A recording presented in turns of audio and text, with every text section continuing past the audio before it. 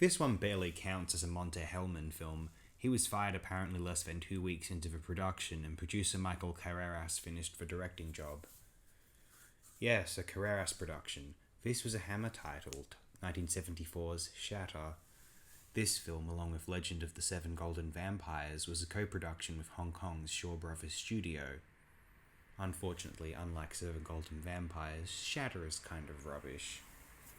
Even Michael Carreras ultimately claimed he was unable to salvage the film, and I quote, "In my opinion, the action scenes lack excitement, the dialogue scenes are dull, and Hong Kong looks like a slum. I just don't know how to salvage it." This is essentially a spy film featuring a Hong Kong setting, which winds up being its main novelty, saving grace.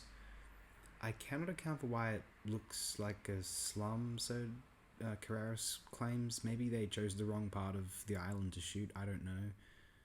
Doesn't look like less of a slum than London in the 1970s from some films I've seen, and certainly New York City. Shatter is a very basic spy film at that, and even sub-Euro spy in terms of its uninteresting, mostly flat execution. Hell, some Euro spy films were slick. Think Chabrol, sometimes Margheriti, maybe even a Lenzi or two. Carreras lacks much style here, sadly. It has higher production values than some or most Euro spy films did, or so it seems. There is lots of camera angles of the city. It immerses one relatively well into its environment.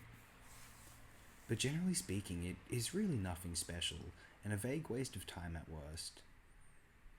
Again, I will state that I enjoyed the Hong Kong setting, really cool, but otherwise, man, I wasn't overly impressed. I love seeing Peter Cushing in anything, except when they CGI'd him in Star Wars Rogue One, and I actually think that film is really pulpy fun otherwise. So, happy about Cushing's appearance here.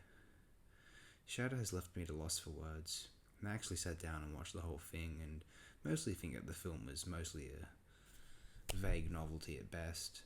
I, for one, wish Monte Hellman had stayed on for the entirety of the production. I'm sure this would have made the film more interesting. Not much else to share. Enjoy your day, night, wherever you are.